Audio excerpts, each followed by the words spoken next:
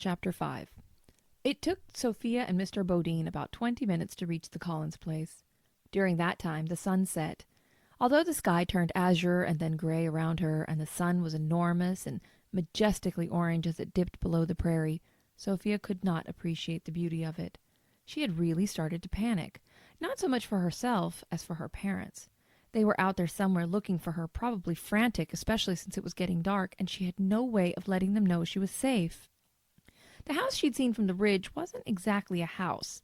It was a cabin, a small one-room affair with what looked like a shed about 20 yards to the side. Someone was chopping wood behind the cabin, and Mr. Bodine led Sophia around back. "Maddie!" Mr. Bodine called as they approached, and to Sophia's surprise, a young man about 20 years old looked up. He was on the other side of the woodpile and didn't see her right away. Sophia blinked.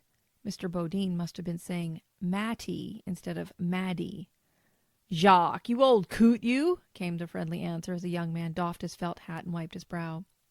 When he emerged from behind the woodpile and saw Sophia, it was his turn to be shocked. He stopped in his tracks and just looked from her to Mr. Bodine and back. "Mattie, this here's Miss Sophia," he gestured toward her. "And this is Matthew Collins. Miss Sophia took a tumble into the Kansas and needs to get back to the bike trail and find her folks. You ever heard tell of a bike trail around these parts?" Matthew Collins looked at her with genuine concern. "Well, I've heard people call the Oregon the Bison Trail. Maybe it's short for that?" He looked at Sophia as if expecting her to provide the answer. She tried. "No, it's the bike trail by the river. It goes from DeSoto to Lawrence.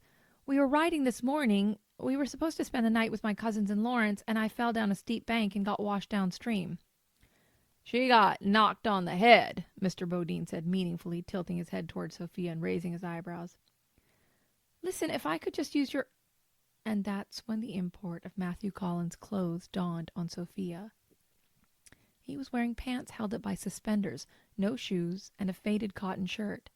He's Amish, she realized. He probably doesn't even have electricity. "I don't suppose you have a phone?" she asked him.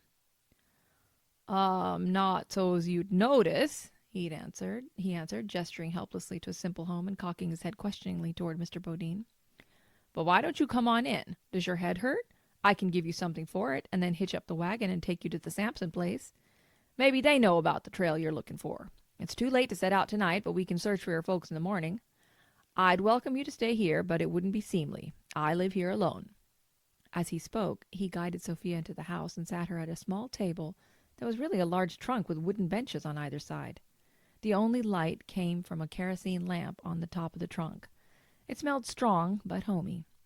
Matthew ducked into a cupboard which consisted of a small curtain pulled in front of some shelves, produced a medicine bottle, and poured some of it into a tin cup.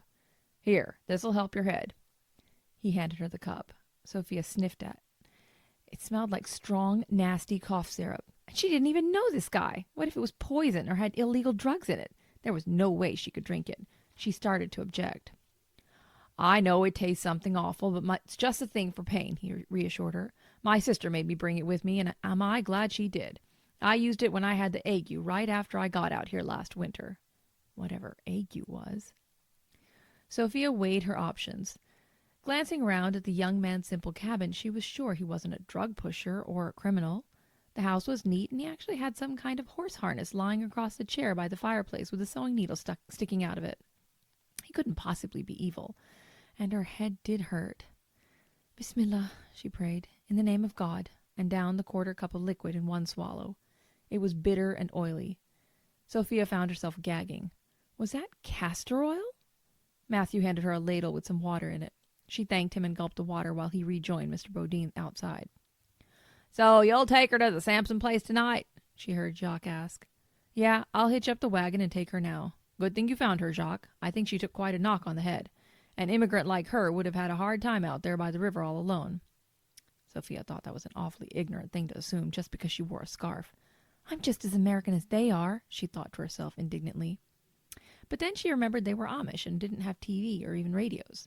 They had probably never seen a Muslim before. "I'll camp by the river tonight and ride over there in the morning. Maybe Joseph and I can go into Westport together tomorrow and ask around about her," she heard Mr. Bodine say. "You sure you don't want to bunk with me tonight?" Matthew offered. "Nah, I do better outdoors." Sophia got up and met Matthew outside. He motioned for her to climb aboard and started to help her into the back, but she was already up the ladder that led to the back of the wagon. What would have been the pickup area if it hadn't been a truck.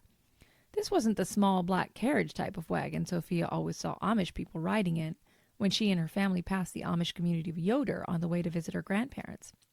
This was a work wagon, a simple wooden box on big wooden wheels. The floor was covered with straw, and she sat down in it while Matthew climbed up onto the board seat and clucked to the horses. Sophia leaned back on the side of the wagon bed and looked at the stars.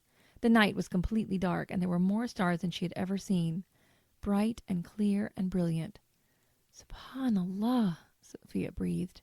She found the Big Dipper, although it was harder than usual because there were more stars surrounding it than when she looked up at night from her house in Leawood, where the bright lights of Kansas City drowned out all but the most determined twinkles. Just as Sophia began to wonder how far it was to the Sampson place, the stars began to blur together, and she got very drowsy. That medicine is making me sleepy, she thought, but fought again to stay awake so she could explain her situation to the Sampsons. She checked the cell phone one more time. Still no signal, and now there was only one life left in the battery.